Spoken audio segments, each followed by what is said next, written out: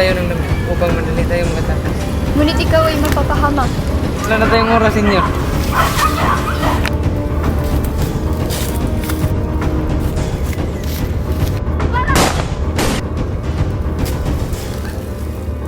Doon nagtatapos ang nobelang Noli Me Tangere.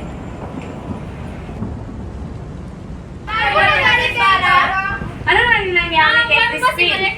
Katahimikan. Bueno, mga senyorita, senyorita, humanda kayo sapagkat dito niyo malalaman kung ano ang mangyayari sa pagpapatuloy natin sa isimulan ng ating pambansang bayani.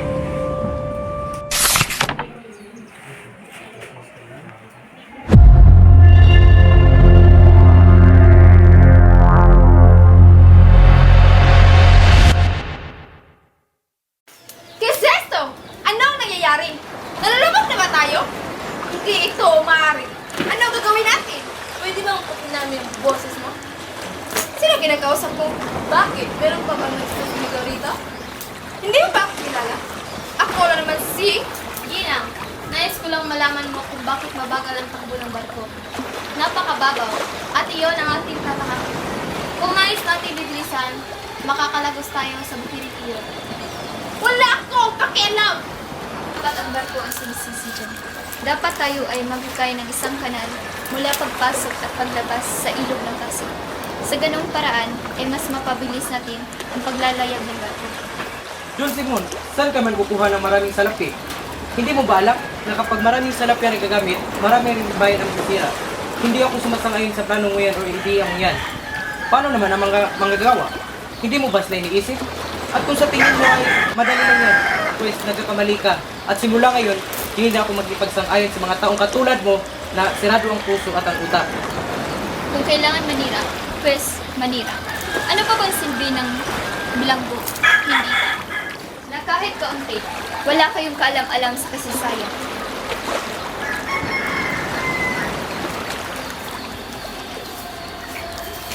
Basilio, tila malalim yung iniisip.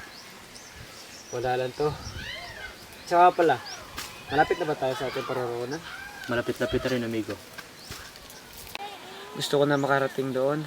Nasasabik na ako sa papapagawa ng Academia di Castellano, amigo. Ako rin naman, amigo. Sana walang sablay sa pagpunta natin doon. Tignan lang natin ang bukiring ngayon. Huli?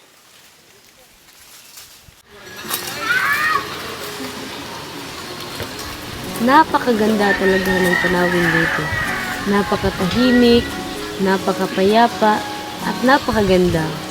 Tunay ngang napakaganda. Sana manatiling ganito hanggang sa kasalukuyan. Pero kahit ganoon, ikaw pa rin ang pinakamaganda para sa akin. Ngunit, hindi pa rin maalis sa aking isipan na ikaw ay aalis na naman, Basil. Huli, kahit man ako ay aalis, babalik pa rin ako sa aking pinakamamahal. Basilio, batid mo naman na yan ang magdudulot sa matinding kalungkutan. At ang tanging alaala lang natin ang sisilbing tanda na ikaw ay palagi nariyan para sa akin. At sa oras ay ikaw ay aalis, ako ay nangangamba. Dahil ikaw ba ay makakabalik sa akin? Huli, hindi ka ba tumalikod?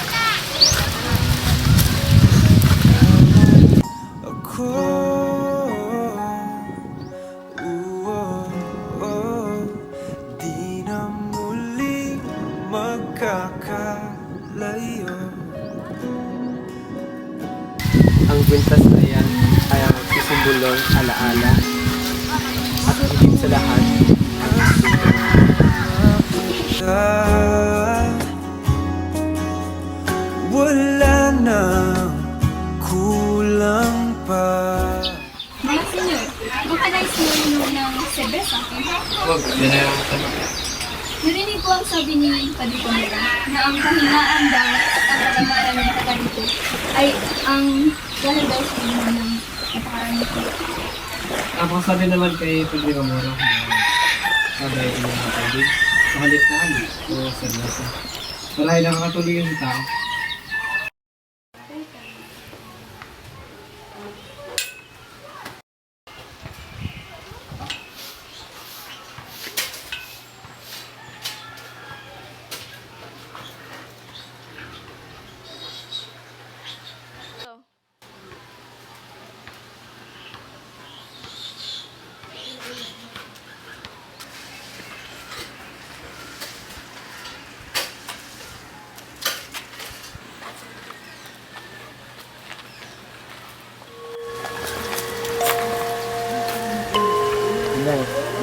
tayo. Tagal-tagal na rin akong hindi muli nakatanggap. Inay.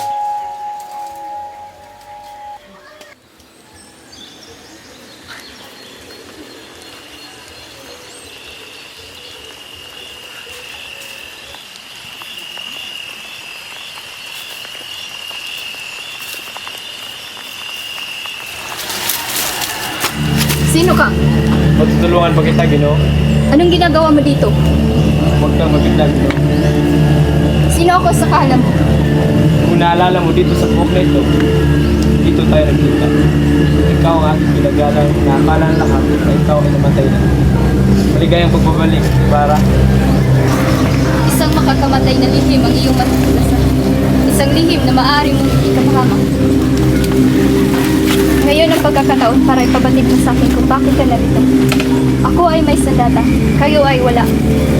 Sasama ka ba sa akin? oo. Padre Camores. Buenas noches, Padre. Padre, ano sinabi ng mga Guardia Civil at tataas ang aking buwis sa aking lupain? Kung hindi mo kaya makapagbayad ng buwis, mas mabuti pang ibigay na lang namin sa aming tagapaglingkod na si Mang Vicente ang lupain na ito. Pawas sa aking pamilya upang makamit ang lupain iyan. Kailangan niyo muna akong harapin upang makamit niyo ang lupain niyan. Guardia Civil! Kunin niyo pa ako ito. Babalik ako. Buenas noches, Kabi Santales. Oh, wala naman kayo. Pasok, pasok. Upo kayo, upo.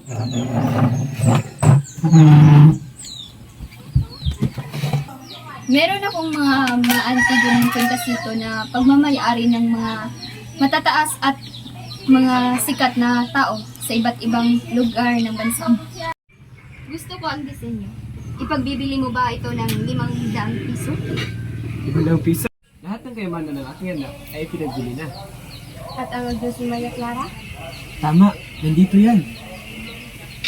Iyon ay isang brilyante at esmeralda. Iyon ang sirat ng kaibigan kong si Maria Clara bago siya naging milha. Kung ako sa inyo, itatago ko ito na parang isang relikwo. Kung sino man ang nakakita kay Maria Clara, isa siyang kumbento na nagsasabing siya ay payat na, mahina at hindi na makapagsalita. Kaya sinasabi ng lahat na mamatay siya na isang sabi. Mataas ang tingin ni Padre Salvi sa kanya. Siya ang kompreso nito. Marahil ito ang dalan kung bakit ayaw ipagpili ni Puri ang kanyang mga agnes. Maria Clara bago siya naging milha. Simon, ako'y mauna na. Sige, Bini-Bini. Paalam. Mauna na rin kami. Tara na. Sige, daan.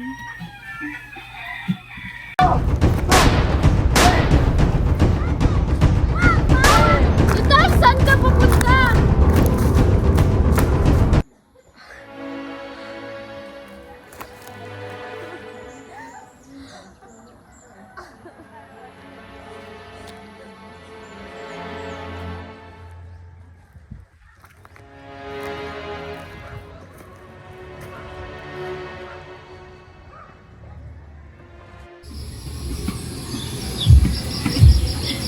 Anong kailangan mo? Sasangla ko pa sana ito.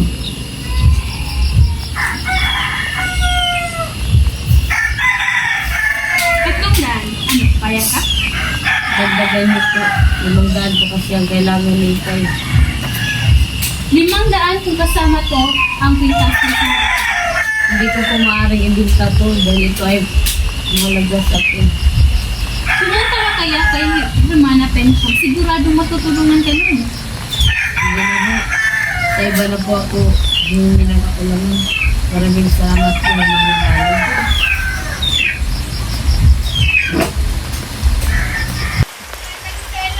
Tandang Selo? Tandang Selo, nandito na po kami. Tandang Selo. Kumising na po kayo. Tandang Selo. Tandang Selo? Tulong! Tulong!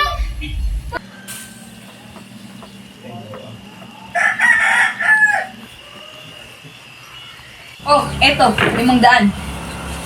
Paano po ako magbabayad yan? Dito ka titira ng ilang taon at manilibi sa akin bilang isang alin. Los Angeles?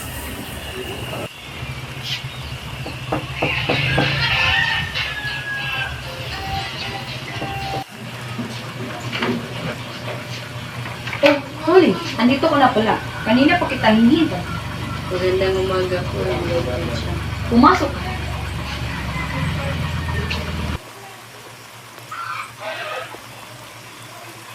Huli! Kapag itinawag ka, sumagot ka. Ayan! Dito! Lumuhod ka! Magdasal ka! Santa Madre de Dios, libera paz los autos, pecados del árabe, y la hora de nuestra muerte. Hindi mo ba alam na pinaparusahan ng Diyos ang mga taong kagaya mo?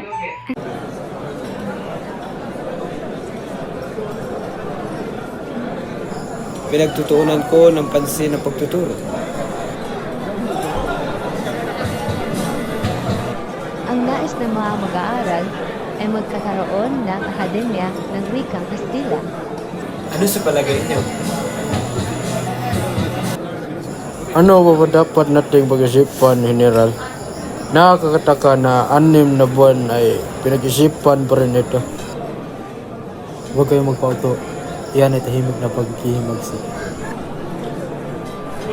Dapat itong pag-isipang mabuti. Di na mapanahon ang kanilang kaibigan. Ito ay malaking epekto sa ating karapatan. Kahinahinala ang kaibigan sa Kasideran. Huwag kayong magpauto. Yan ay tahimik na pagmahimagsikan. Kapitan, sa aking palagay, dapat ito ipatupad sa patunay ng pagtitiwala sa mga tao at para sa ating pamalaan. Pero pwede nating bawiin kung namamalabis. Bakit natin bibiguin ang mga ating mga tao? Hindi niyo ba naisip? Di maaaring matuto ng Kastila mga Indyo. Sila ay magiging kaaway at kaalitan ng mga Diyos. Pwede ba kita makausap? Ano ang may tutulong ko sa'yo, Presidente? Hindi ko na kaya ang pagmamaltrato ng mga pari sa atin. Sa ating lipunan, sa ating pinag-aralan. Kaya kung mamarapatin mo, gusto ko mag-ibang bansa at doon mag-aral. Para pagbalik ko, ay tsak na maghihigan ko sa kanila. Kung gayon, tutulungan ko.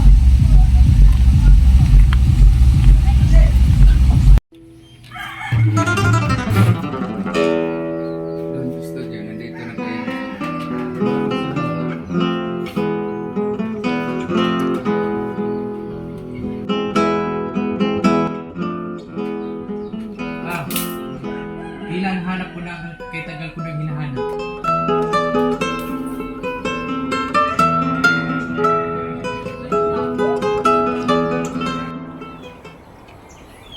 Basilio, Kagabi, ang kanyang anak ay ganyan. Basilio, mahalaga ang bawat sandali. Magsisimula na ang hinagsikan. Isang oras na lang ay masasaksihan mo na ang labanan at patayan. Inahanda ko na ang lahat. At ako ay magtatagumpay. Ang hindi kakampisan ay ituturing na ng isang kalaban. Meron akong ihahandog sa iyo. Ang iyong kamatayan o ang iyong hinaharap. Ang namatay. O ang hinahanap. Ano? Sasama ka ba sa akin? O gusto mo mapahamak sa aking mga kahampi? Ayun, sige. Ano ba gusto mo gawin? Sa gitna ng kabutikan, pumunta ka sa simbahan ng Santa Clara at kunin mo ang pinakahalagahan mo. Si Maria Clara. Oh, si Maria Clara. Oo, si Maria Clara. Kailangan ko siya iligtas. Maria Clara.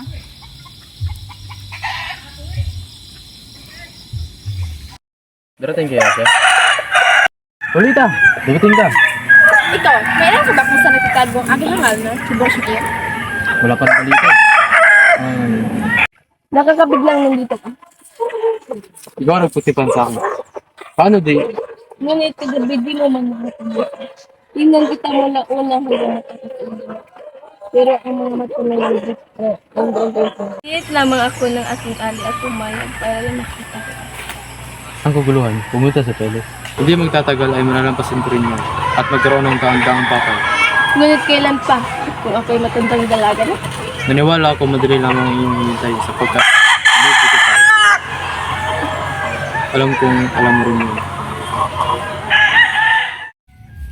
Lumayas ka sa pamamahay ko dahil hindi na kita kailangan dito! Nasasaktan ako. Wala akong pake! Umalis ka dahil inalagay mo sa panganib ang aking buhay. Si Basilio, sinala siya sa mga paskil. Ang dahil dyan nagalit ang mga pride. Ano po? Si Basilio? Dinig mo naman, di ba? O ano tinutungo nga mo dyan? Alis!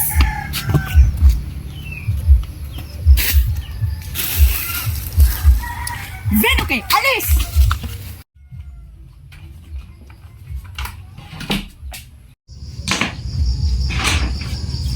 Totoo ba, Hermana? Totoo ba ito, Hermana? Huminahon ka! Anong pinagsasabi mo? Totoo bang nakukulong ngayon si Basilio, Hermana? Umupo.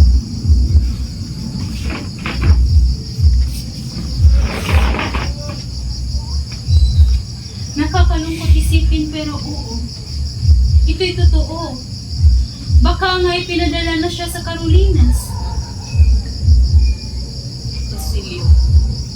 Ngunit saan ako hihingi ng tulong para mailabas siya sa kulungan? Alam ko na.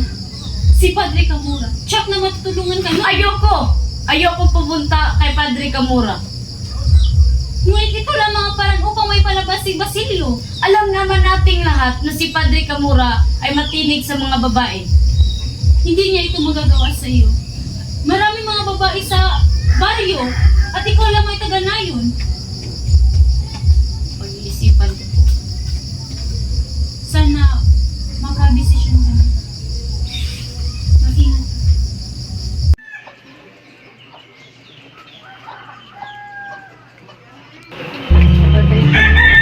Maaari mo ba akong tulungan? Papayag ako na tulungan ka, ngunit sa isang kondisyon. Ano po? Papayag ka ba na magiging Hindi po. Hindi ko po yan gusto. Pumayag ka na dahil pagmamayari na kita. Ayoko po. Hindi ko po yan gusto. Pumayag ka na sapagkat pag-ari na kita. Ayoko po. Wag na lang po.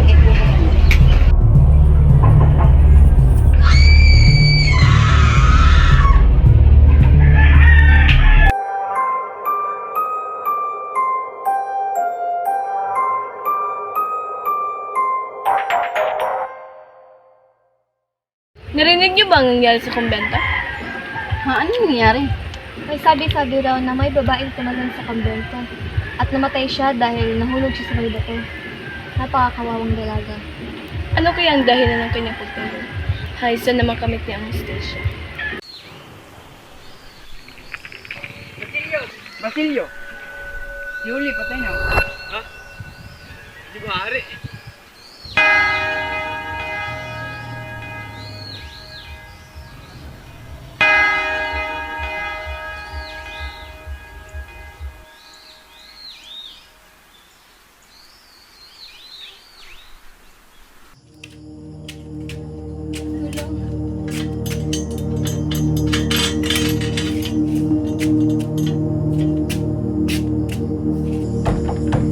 Padre! Padre, pagbuksan mo ako! Padre! Oh, ano nangyari sa'yo? Okay ka lang ba? Higa ka, higa ka. Kuha na ako ng tubig.